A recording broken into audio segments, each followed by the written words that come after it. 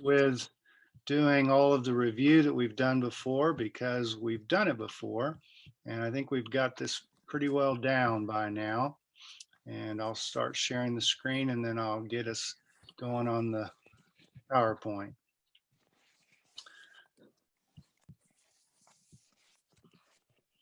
So it's good again to, as I said, to see everybody.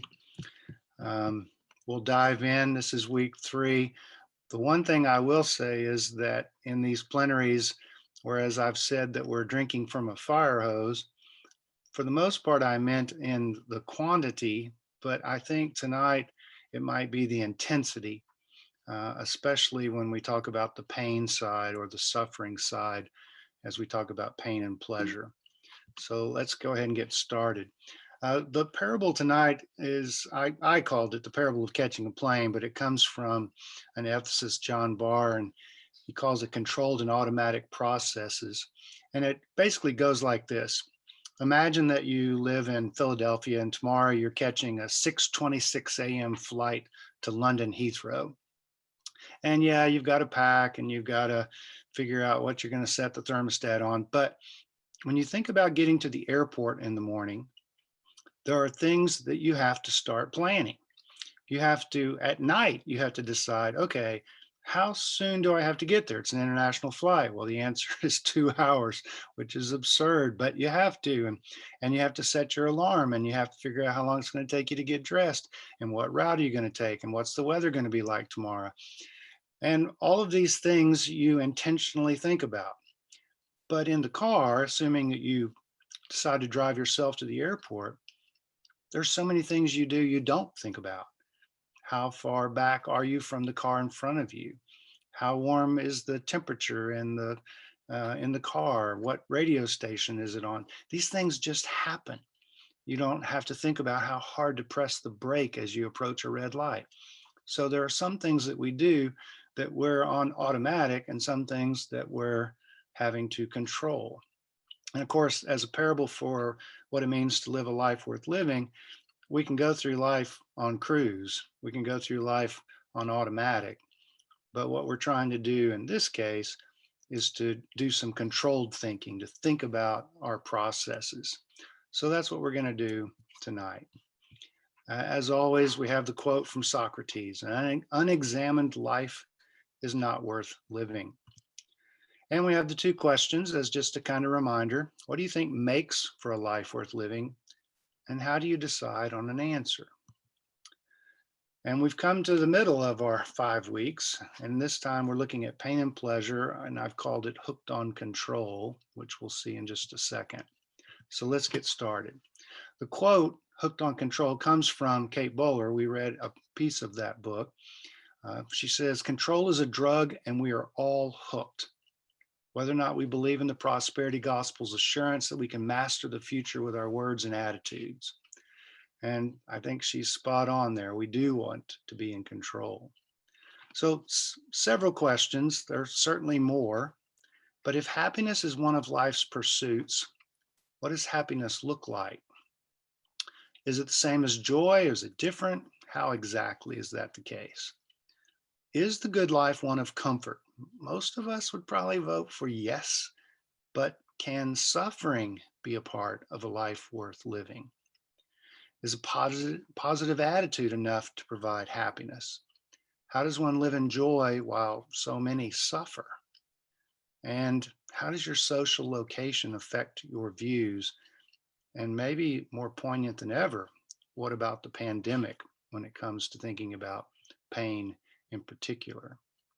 So we're going to dive into Bowler's book. This was certainly a different level of read from last week, lots easier stuff.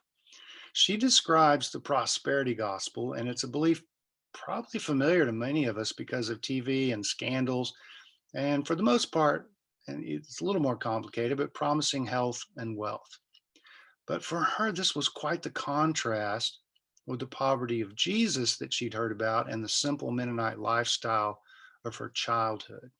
So one question that you might want to explore is on your own journey, wherever that is, what has been your exposure to prosperity gospel thinking and organized religion? Now, it's not totally apparent, although she mentions it in passing, but she's a scholar of the prosperity movement, and she's actually published scholarly work on it. And she, most part, she wanted to expose it, and she notes two main attractions for people: wealth, you could even say the health part of it, but she also notes how people are desperate. The person who says, "Well, I don't believe in any of that," but when their back gives out, suddenly they're sending money in or whatever it might be. She also refers to that prosperity movement as a theodicy. That word just means literally the righteousness of God. And so people use that as an expression for evil and suffering. And then she calls that an explanation of the problem of evil. But I'm suggesting that maybe mystery might be a little bit more accurate, because problem could insinuate that there's some kind of solution. So, questions for us to think about. What do you make of the two attractions, this notion of being well off, but also desperation? And can you identify with these longings in your own life or the lives of people you know? And then what difference does it make to refer to theodicy as a mystery versus a problem? Now, you read this part. She notes how her diagnosis with cancer changed her life in an instance, right? She could now identify with the desperation of so many followers of the prosperity movement. And this is where she kind of finds herself in that middle place. She, as a scholar, she dismisses it, but as a person with cancer, she's desperate. And she describes the naivete she once had, because she said, it was the lure of eternal youth, that all of her successes came, it was just her hard work or it was luck. So questions again: what kinds of suffering have you or others you know undergone? And how might that experience have affected your or their views on suffering? This will be an interesting question depending on, your own experience. And that's why I asked this next one. How do you think age and life experience affect one's views on topics like suffering? And then she writes that the world of certainty had ended and so many people seemed to know why. This, of course, is when, with the diagnosis, she started having all these people say things to her. And the book, we only read a few pages, the book goes into that in much more detail, including even some of the medical people who said things to her. She does, by the way, and this may be worth the price of the book, she includes two appendices. One she calls "Absolutely Never Say This," and it's a whole list. I just put one. Don't say to people who have cancer, "It's going to get better. Trust me. I know. I promise you."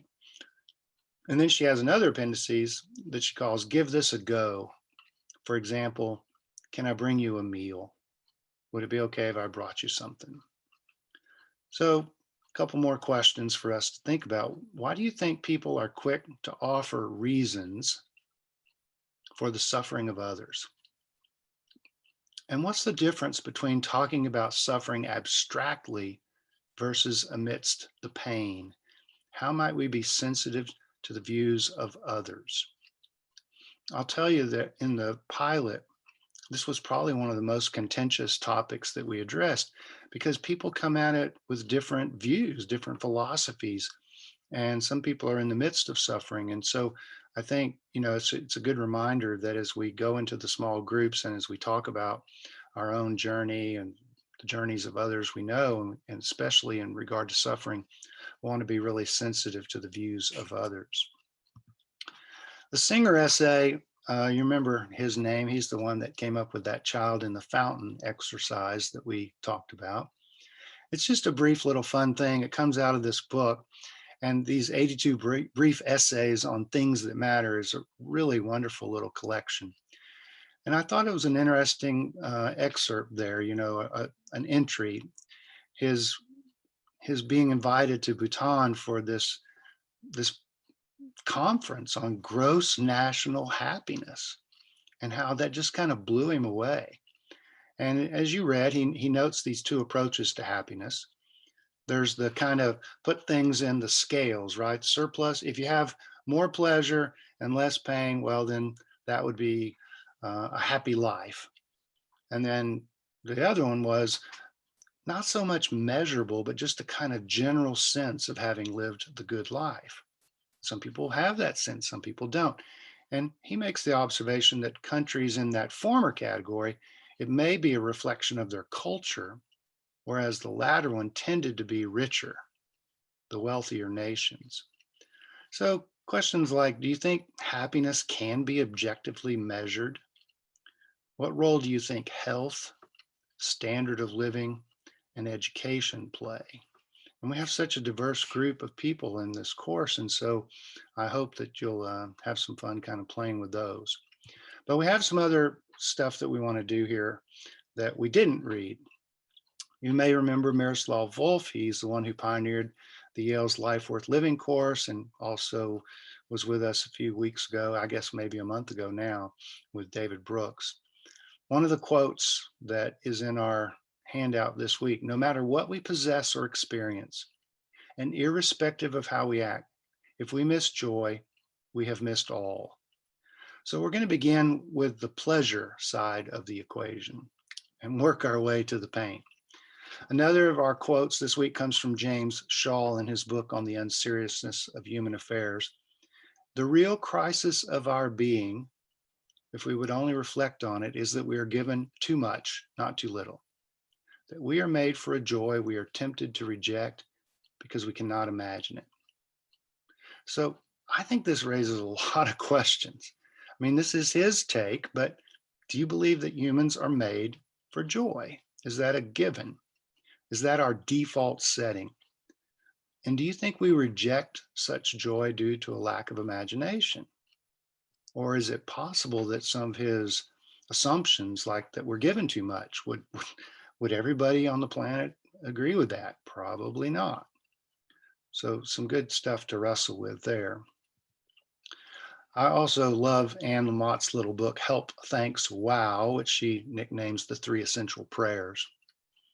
She notes that wow is about having one's mind blown by the mesmerizing or the miraculous, like the veins in a leaf, birdsong, volcanoes. Then she kind of makes a distinction between lowercase wows, like clean sheets. That's a pretty good one. A kid executing a dive into a pool or a field of poppies. But also uppercase ones, Yosemite, fireworks, spinning planets. And of course, some people's lowercase are someone else's uppercase and vice versa. But it raises the question, because life has little pleasures in it. What have you experienced lately that was a wow moment? How might you describe such moments of ecstasy? And I really find this one interesting. Why do you think they occur so infrequently, or do they? Is it possible that wow moments really don't happen that often, or are they happening so often, or maybe often enough, that we're blinded to them and don't realize how many wow moments occur? Have we become desensitized, in other words? And I love this little story. Near the end of his life, the 19th century rabbi Shimshon surprised his students by insisting he travel to Switzerland before his death. And when asked why, he replied, "When I stand shortly before the Almighty, I will be held answerable to many questions. But what will I say when God asks?" And God is certain to ask, "Shimshon, did you see my Alps?" 2 years ago, my wife and I were on a trip to Europe, and from Vienna to Munich, we saw the Alps right out of the train. And I have to say, it's pretty darn breathtaking. That looks very much like the scenery we saw. So it's just, it's sort of a stand-in for a number of other sites, but have you seen the Alps? And do you think of enjoying Earth's beauty as some kind of a mandate, divine or otherwise? David Brooks, again, remember he was with us in that virtual conversation with Miroslav. He writes, "Our society has become a conspiracy against joy." We actually read that sentence, but the context there was his prizing the individual over the group, that we tend to do that in the West. but I think his point could apply to the realities of life in general. So, for instance, and you can look this up if you want on YouTube, Miroslav and Brooks, that wasn't the first time they'd been together when they did our virtual conversation. At Yale some years ago, they did one. And the way Brooks started was he claimed that his schooling at the University of Chicago, as well as his work at the New York Times, tended to do that. It worked against flourishing. That's a really interesting observation. Do you think of certain aspects of your life as working against joy rather than toward it? Maybe your family of origin, your occupation, your education, social circle, whatever it might be. So we've covered the pleasure side. Now the other side of the equation, pain. A friend of mine named Alice is a professor at the Perkins School of Theology at Southern Methodist University in Dallas. And she tells a story about being in a bookstore, not on campus, but like a Barnes and Noble bookstore. And she ran into a woman that she knew who had multiple copies in her arm of Don't Sweat the Small Stuff, which of course is subtitled, and it's all small stuff. And as they were sitting there talking, Alice noticed the stack of books in her arms, and she said, "So what's with all that?" And the woman said, "Oh, I give this to everyone I know. It's just an amazing book." And Alice, who has a very quick wit, said, "Would that mean include people that have cancer?" And the woman was stopped in her tracks. It's not all small stuff. So as we think about pain, we really have to parse it. We have to make some distinctions. So philosophers and theologians, they make a distinction between evil and suffering. Both are on the pain side of the equation. Evil would be that which is perpetrated on others by persons and groups. So Auschwitz, 9/11, someone did that to others. Suffering, they would make the distinction, has no apparent human agency. So Katrina, COVID-19, nobody did that. It's just part of the world that we live in. Now it gets more complicated because under suffering, they distinguish between that which happens to us, like Katrina, and then that which we bring on ourselves, which also has subcategories. It could be accidentally. We bring suffering upon ourselves, hitting someone while driving under the influence. Well, of course, we've hurt them, but which would be that which happens to them, but we've brought suffering upon ourselves. We didn't mean to, or intentionally. Fasting, for instance, or any practice of self-denial is a form of suffering that we bring upon ourselves.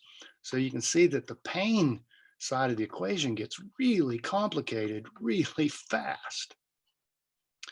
One of the trajectories that you have to think about in this regard is the influence of Aurelius Augustine, or Saint Augustine as he's known. He lived in the late 4th century, early 5th century. And even if you know nothing about him, you are influenced by his thinking. He wrote one of the first self or autobiographical works called Confessions. And he extolled the beauty of God and everything God made. That was part of his thinking. But then he proceeded to prohibit such things like theater, food and drink, games, especially sex. In the words of writer Timothy Egan, Augustine never reconciled pleasure with piety. Before he became a person of faith, he lived a really wild lifestyle. And even as a believer, and even as a Christian and a bishop, he wrote things like, "God, make me pure, but not quite yet." He had a concubine, and he's the one who came up with the notion that we're born as sinners. Part of his thinking was because the way we are born is by the sexual act. So this kind of thinking, if we go back to the fish in the water or the air we breathe, it's either in the water or the air we breathe, whatever you want to put it, it's a very common kind of notion. So one of the questions is, do you think of pleasure as somehow tainted? Was that part of the message of your upbringing, whether in school or synagogue, church, mosque, whatever? And were you brought up to consider joy as somehow less than? Jonathan Haidt, in his happiness hypothesis, he delineates two versions of suffering. It's not that much different from what we've talked about, but he calls one the weak one. That is, adversity can, keyword there, can lead to growth and self-improvement. But a strong version would be if you believe that people must endure adversity in order to grow. And some of the quotes from this week, they're kind of in the weak category, and some are closer to the strong category. So what's your response to these two versions? Could you imagine people with cancer or living in war-torn countries more apt to find joy eventually? How do you process that? And then our last slide, you've been drinking from a water hose. George Floyd and the pandemic. For many people, seeking out and experiencing joy in a world like ours seems perverse. Because if there's all this injustice, all this suffering, how can I flourish? How can I be happy? How can I have joy? Well, Miroslav Volf responds with the notion of what he calls penultimate flourishing. If you remember from grammar, you know there's a accent on the next to last syllable is penultimate. So penultimate means the next to last. It's a kind of for now joy, even if this is not yet the end. So again, another question for us to explore. Do you feel guilty for enjoying life while others suffer? Wow, lots to cover here. So in your groups, hopefully your group leader has this, but if not, you can jot this down real quick. We'll tell our names again, and 3 questions, this or that. Walking or jogging, ice cream cone or snow cone, high tech or low tech.